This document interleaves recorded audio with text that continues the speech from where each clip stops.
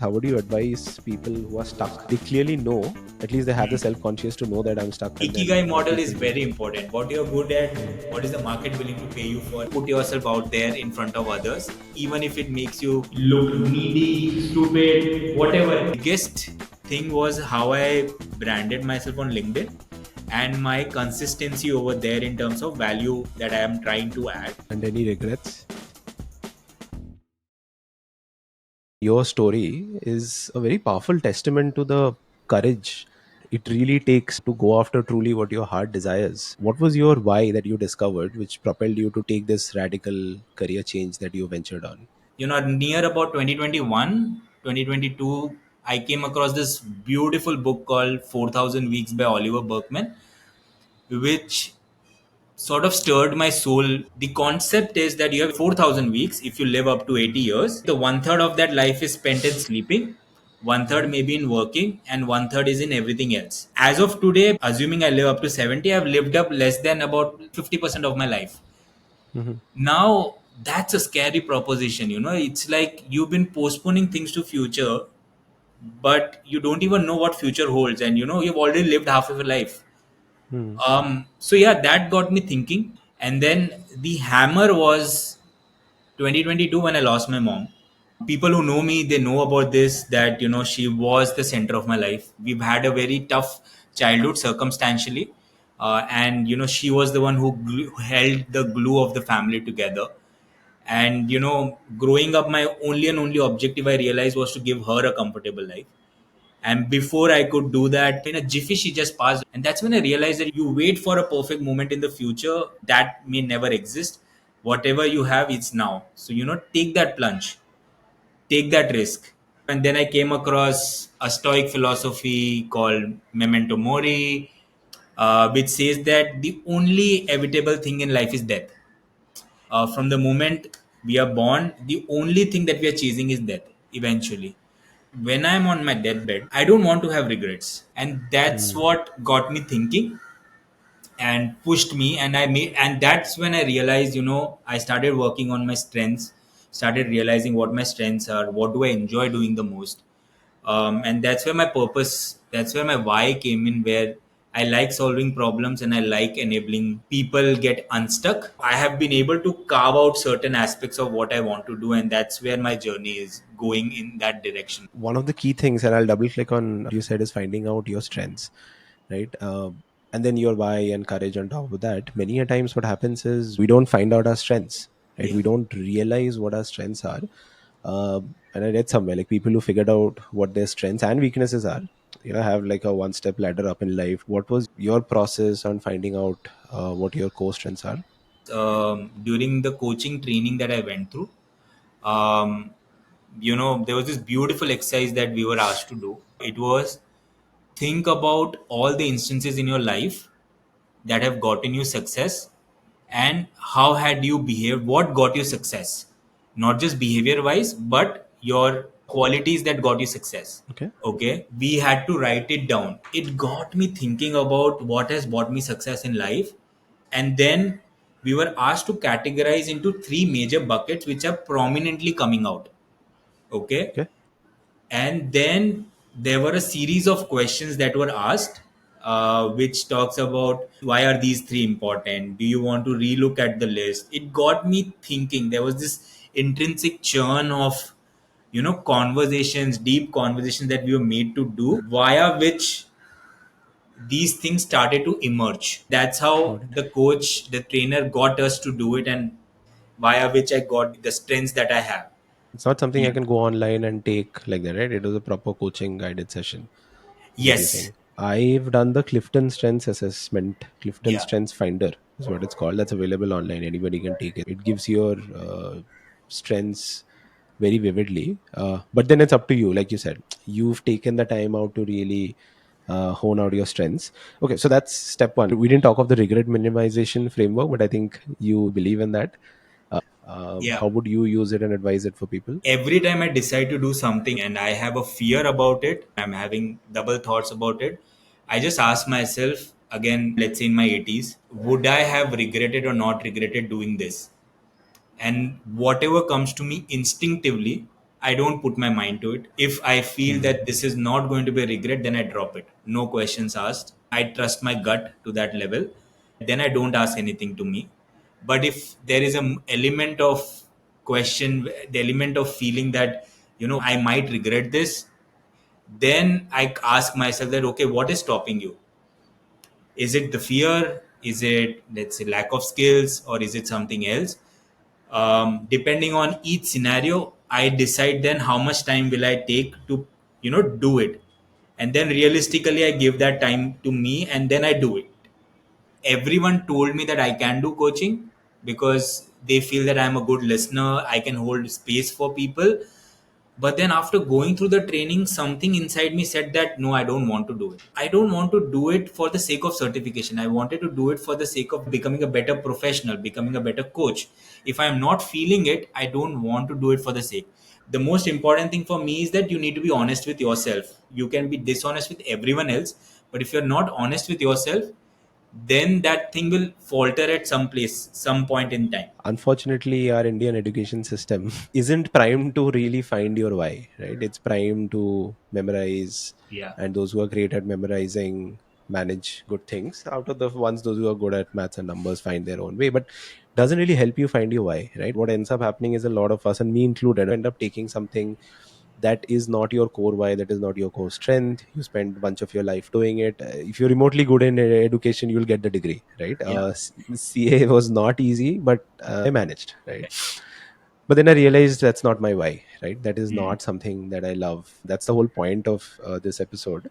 Let's talk career pivots now, and we can relate both to this because you've also taken multiple step jumps in different roles. There are a lot of people that are stuck in the wrong profession. Yeah. Your liabilities pile up, your life piles up, and then you cannot really come out of it, right? And they clearly know, at least they have the Mm. self conscious to know that I'm stuck, I'm doing the wrong thing, but I Mm. don't have the courage to do what I think is the right thing. What would you advise folks? How do you go about this?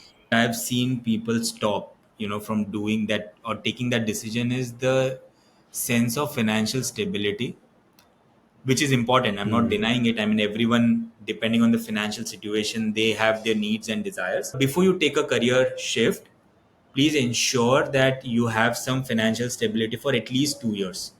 Because whenever you make a career change, realistically speaking, it takes at least 2 years for you to make a mark in that space. So you're talking of career changes which are not linear, right? You're maybe going down and you have to make your way back up, right? Got Absolutely. it.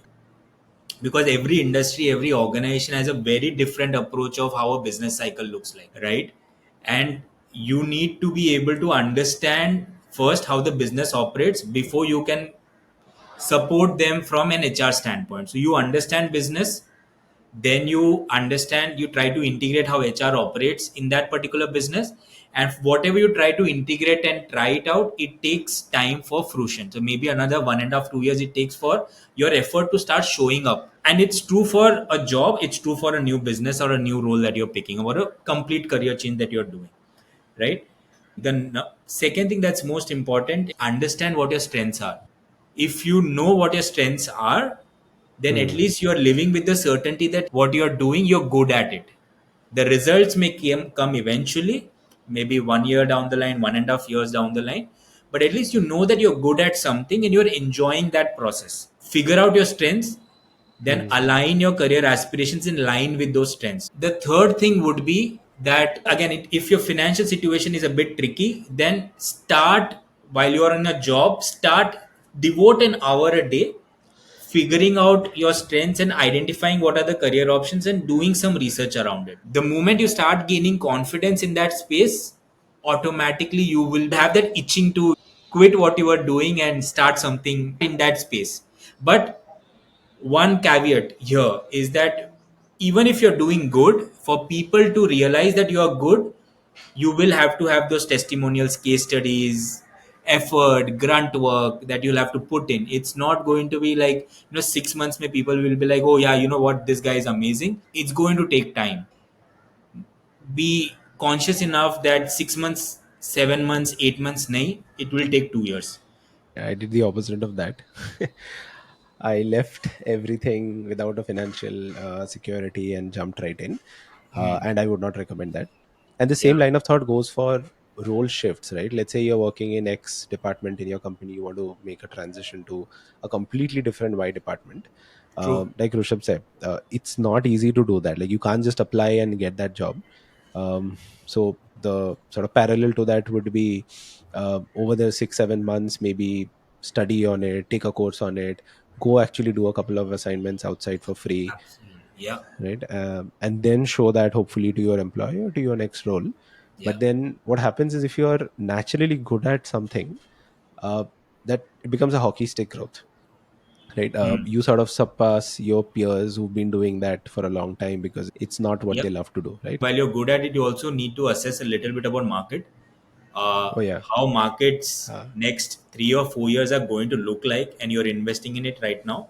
So market assessment is important. I'm not saying that you will know 100%, at least a bit an idea about if the market is even open to what you're trying to do. and Ikigai then what model is people will very do. important. What you're good at, Hmm. what is the market willing to pay you for.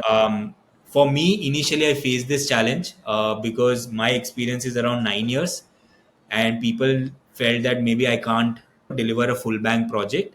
Um, and that's where I doubled down my efforts in terms of reaching out to more people, because I was like, okay, if I'm reaching out to very select few people, and if I'm not able to crack them, then let me just widen it. Let me just double down on my efforts of reaching out to people. And even if I get one project, I will ensure I do my best and prove my metal. Because at the end of the day, for my model to work, I just need to have two good projects in a year, which range between 4 to 6 months, or maybe let's say one good project ranging between 6 to 15 months. How did you get your first project? Because that's the most tricky part, right? I think my biggest thing was how I branded myself on LinkedIn and my consistency over there in terms of value that I am trying to add. People, when they come to my profile, they see what I'm doing. They just don't see a very blah profile or a bland profile with, no visible information about what I can offer. Second thing is content. I had a lot of content over my years of experience, and I've been reading a lot. I've done variety of assignments over my last 9 years in HR. So what I did is I just brain dumped everything on a Excel sheet, and I tried to recollect all the stories that have happened and try to make it more relatable. I kept posting them. That was one half of what I did. Second half of, there was a targeted reach that I did. um, I identified leaders, I identified people. I had a normal premium account. Reached out to people, I told them this is what I do. I rehearsed, I revamped my pitch over time. Fortunately, there were two people who were willing to invest and who needed something that probably I was able to solve for them. My second medium was WhatsApp groups. There are these business and networking groups where I had also posted, where I was very active, where I Hmm. talked about what I can offer, what I can do, and whenever there was an opportunity that came up, I was the first one to just go ahead and tell them that, hey, you know what, I am willing to do this. um, when you're starting on your own, the thing that I realized and the thing that I had to overcome is that you need to put yourself out there in front of others, even if it makes you look like you are needy, you're sounding stupid, whatever it is. Just put yourself out there, and then ensure that your output is the best output that they could ever get. You mentioned targeted reach, and you emailed them, right? You made it sound easy. This is not easy. Yeah, The content of that email is super important because I get multiple emails. One out of 100 is what I read, right? So it's important to write good emails which grab attention. Can you give a broad outline yeah, that literally, if I was to do this, I'll copy paste, I'll change my context, and yeah. this is what I'll send because it grabs attention? I had to literally learn how to write better, because coming from an MBA and then working in a corporate, all I knew was put so many jargons that it sounds fluffy. In the company, it used to work because it used to probably make you sound a lot more intelligent. Hmm. But eventually, when I started doing this, my emails were like 1,000 word long emails where I was putting everything that I could. Um, and it was all messed up. But then over time, I have been able to cut it short to 300 words, where I am very direct, trying to create a hook which talks about HR needs or HR infrastructure needs an overhaul, or specific to that organization, if I do some research, then I'm trying to create a hook which makes them read, want pause, and want to double click on that email.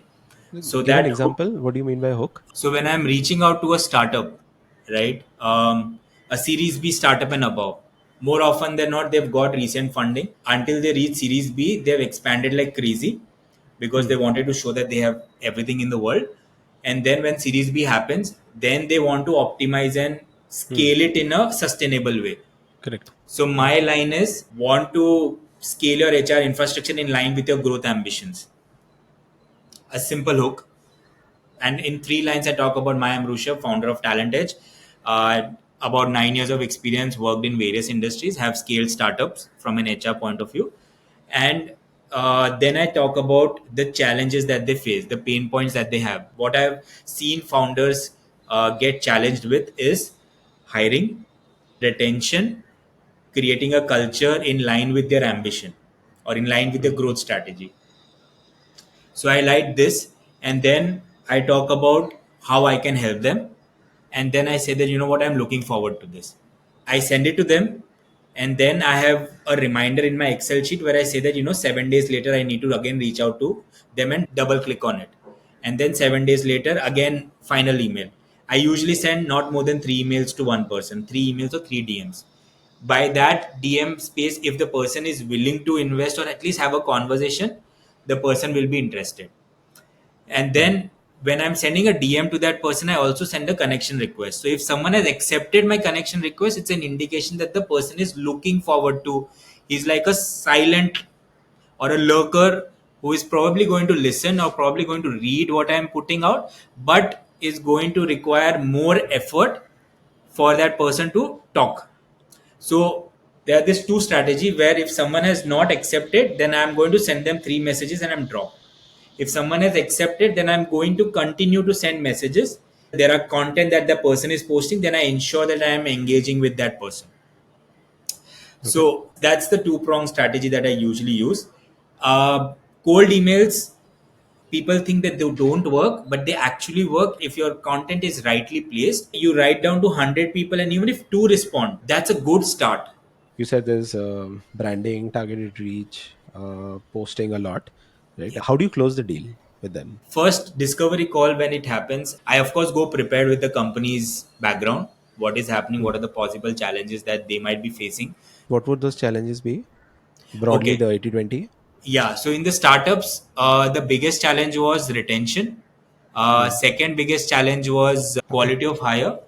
Third biggest challenge is manager capability, because everyone is so focused on outcome. Managers Hmm. don't know how to derive best outcomes out of the people. So then I talk about those case studies with them in line with what's going to help them. Then over a period of time, if the conversation is drifting to, let's say, what, I think my leaders need coaching or my managers need coaching, then I talk about leadership development that's required and how it's a long term journey, not a short term journey. So that impatience needs to be converted to some bit of patience levels, because founders are not very open to the idea of a longer duration project. They need to know that intangible benefits that need time, or that's going to take time over let's say 6 months or 9 months for results to fructify. So Hmm. I try to convince them on that front. And then of course my case studies, my testimonials, when I'm sending my proposal, I give them a brief about what I can do, what I can offer, what you need to do. I give them a brief in my proposal itself. I share them that this is how my approach is going to look like, and then when I get in my USPs, I know that I will deep dive to the last mile and I'll execute it to the best possible level. So that is what I give them the confidence on. For people listening in who are wanting to take this plunge, would you say Series B onwards is the sweet spot that they should target, or they can target Series A, pre-Series A companies also? I'm saying as a HR consultant. Yeah, again, in HR consultant, if you're into recruiting, then Series B and below, for sure, you will get Hmm. a massive number of open requisitions. If you're able to close, then you will be there with their organization for the longest time, and you will mint a lot of money. But for someone like me, who is in that sweet spot of 7 to 10 years of experience, Series B and above, and let's say mid-sized firms. Mid-sized firms, I would say, with an employee base of around less than 2,000 and revenue of around, let's say, 2,000 to 5,000 crores, maybe. The processes, policies, systems that got them till this point will not get them to the next level. That can also be a sweet spot wherein you can work with them, revamp their entire ecosystem. For someone who's very senior, who has spent a lot of time in the industry, maybe for them Series B and these areas may not work. Maybe they can look at a fractional kind of a role wherein they become like a Okay. supervisory board, like a strategic guy, and they don't focus at all on the execution. They just oversee the operations, they Hmm. get their people to execute, or they work for all the big firms and work on specific, being a consultant to them, and give them the direction and let their teams drive it basis their experience. Got it. So yeah, that's how I would differentiate depending on the stage of, you know, like your experience, where you are and how you want to position yourself. How do you advise somebody who's taken this plunge, is in that 7 to 10 range? How do you advise them navigating these questions that come up? The biggest selling point is the ROI that companies will get in a Series B startup and a mid-sized startup. Very senior guy, they will not be able to afford. And then if you're able to do the job of one or two full-time employees over a year that they do, Hmm. if you're able to do it in 6 months for them, the cost benefit analysis is so much better. And then they of course give you an assignment. You deliver on that assignment. People start believing, okay, you know what, this guy knows, the content, these guys know what he's talking about. And that's when you build that trust and build that long-term relationship. Understood. And okay, so the last part, which is delivery. Yeah. Now, I'm assuming here you're working directly with the founders, right? Most of these Series B companies, founders or someone senior.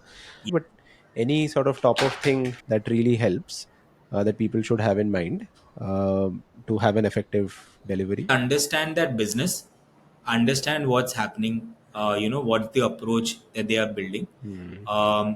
Second thing is your stakeholder connect is very important. You need to shed your ego, shed that mindset, and get into that customer centric mindset that you are at a customer place, and how do you ensure that you're able to give them the best service. Hmm. So I have faced that certain stakeholders have looked down upon me because I have not been able to maybe build that rapport with them. So my first thing is spend as much time as you can, be curious, understand that business, then go to your stakeholders and talk to them in a way that the business talks.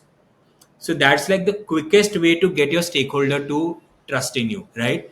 The moment that happens, then they will be so receptive to what you're proposing, your ideas, your approach.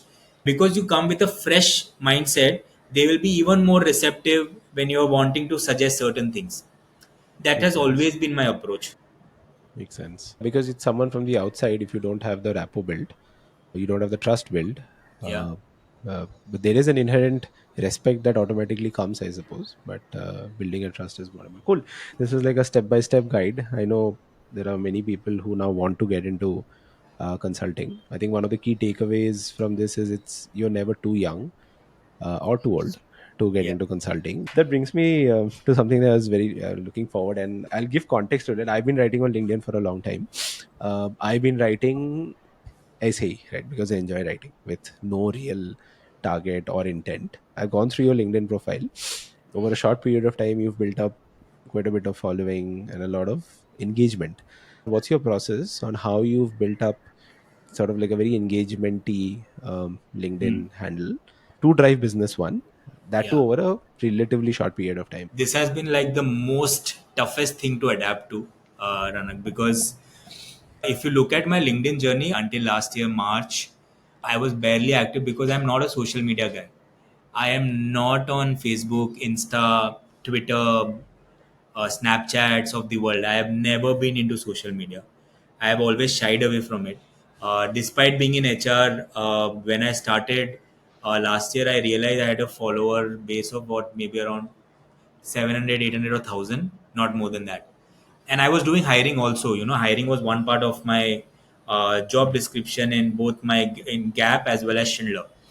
Still, I did not have follower, which means I was barely active. From there to becoming comfortable with just writing for the sake of writing, my first 6 months went completely about whatever comes to my head. I was just writing because I wanted to get comfortable with it. I wanted to get comfortable with the idea of posting every single day, irrespective of what people are going to think, irrespective of what the outcome is going to be, irrespective of the engagement, follower base. No, nothing. My first and foremost idea was to get comfortable with writing. And for that, I have done certain courses. One was Ankur Wariku's How to LinkedIn. Then I followed folks like Justin Welch. There's this guy called Nat Berman. They talk about how to scale up your LinkedIn. And that's where I created certain frameworks in my head in terms of how do I engage, what time do I post, what kind of content should I be posting, how should I be structuring my content. I did all that research, study, experimented with formats. First it was just text, then I started putting my horrible photos also.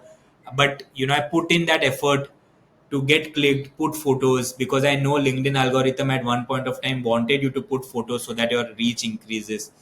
Um, then I started experiment with carousels. I did it on Canva, did whatever I could. I made a list of certain people and what time do they post. So as to ensure that I am in the first Comments. few Yeah. comments. Because when you do that to their connection, let's say, or Justin Welch's connections will be able to see my comment. And if I'm able to add value to the post that the person has put, more often than not, people will come and visit your profile and engage with your content. Reciprocity works, right? The moment you give to someone, they feel obliged to give to you, right? Hmm. So when I started doing that, they started engaging back with my content. Hmm. That's big reach. Yeah, Yeah. and then I also parallelly got into communities where I started posting my content. Like there is this coaching community, there are this community of HR professionals. My LinkedIn post link I used to post on my WhatsApp status. There are so many people who couldn't take that plunge, the career pivot that they wanted to take. So they look forward to my post because I've been talking about that. There are so many people who want coaching because I've done my PCC now. They look forward to my post on coaching. There are certain people who just look at my post, probably waiting for me to fail. While it's Hmm. negative, but it is giving me the impressions that I'm looking for. So that's how I think I've been able to build that consistency over a period of time. I think the biggest thing is the reciprocity that you do for others that Yeah. gets them to do it for you. If I'm able to reach out to HR leaders, if I'm able to give them that valuable content, if they think that I can add value to their organization, I think that's a win. Yeah. And I'll add for people who are not using LinkedIn for, let's say, business, right? Just for the hell of it, I keep telling people, go and write on LinkedIn. There are many times I've actually gone back to LinkedIn and just been like, yeah, I said this. Let me just go back and read. It becomes like a journal of sorts. And Yeah. you don't know the power of serendipity. So, you can't manufacture luck, but definitely you can increase your surface area of luck. I have It gone to does. conferences and people have come and said, "Hey, I follow you on LinkedIn, this, that, struck up a good conversation. We're good friends now." I don't know how that will help me in the future, but it's always ROI positive. On 31st December, I had put down a post where I said that I have posted 288 in the Hmm. last 1 year.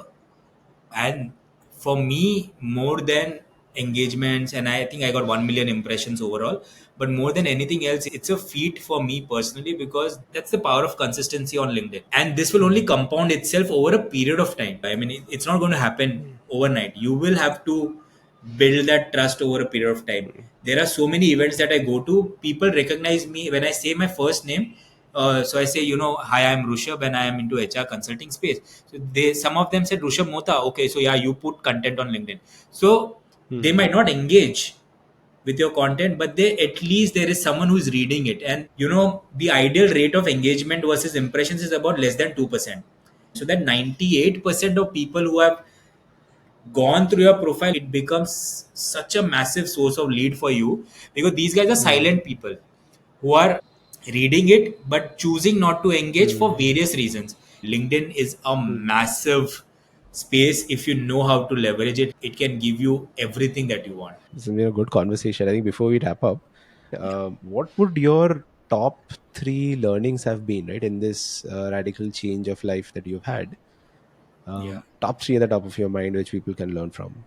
My number one learning has been focus on what you can control, because many a times you hang your expectation on certain clients. You have said, you know what, yeah, let's work together, and everything is worked out. You're just waiting for the contract to come, and then they just ghost you, right? And Hmm. that anticipation of when it's going to come, it sort of beats you up like anything. um, and I have realized over 1 year that these things are going to happen. No matter how perfect your pitch is, no matter how certain you were of getting a contract, there is always a possibility that the contract will be lost. So don't get too attached to that. Focus on what's in your Makes control. sense. Focus on that process. That's been my number one learning. Second learning is you have to be abashed. You have to be shameless when it comes to selling your brand. The reason being, more often than not, you have to fend for yourself when you are on your own. You know, that holds true in corporate as well. But in corporate, if you have someone above you who is able to assess your potential, know that you can do a good job, then maybe that person can be your shining light in armor, right? But when you're doing it on your own, when you're a solopreneur, you have to do it on your own. You have to put yourself out there, right? That's second. And third, be honest to yourself, Hmm. because it's very good to have this wishful thinking, because it just gives you so much comfort in that space. But when you're not realistic and when you're not honest with yourself, you're going to fall flat. You're going to fall on your face, and it's inevitable. So be realistic about Hmm. what's happening. Be honest to yourself. um, and yeah, if you're doing that and then you're going back into the process of how you're going to approach it, I think you will be okay. So yeah, I think And these have been my three learnings over the last 1 year. any regrets? Honestly, no, because I've given it my 100%. I have learned along the way. Same for me, even now, right? I'm an ex-entrepreneur. When you actually do your plunge, even irrespective whether it's going good or bad, if you put in your everything, you don't have regrets. I don't regret what I went through. I went through hell, but I don't regret it. Rushabh, man, this is amazing. Before we wrap up, do you want to tell everyone where they can find you, the work that you're doing? Feel free to talk about it. I do work in org effectiveness, capability, as well as HR tech advisory. So if there is anything that you feel where you want to explore synergies with me, please just drop me a message on LinkedIn, or you can drop me an email on rushabh.1312@gmail.com, and more than happy to help your organization scale up in whatever best way I can. This was interesting. This was a lot of fun. Even if one person sees this and Yes. feels like what I'm doing needs to change, this is my true calling, and takes the plunge, I think the world is a better place. World is a much better place when people do their own thing. Thank you, Rishabh. This was fun. Thanks. Thank you so See much, ya. Rana.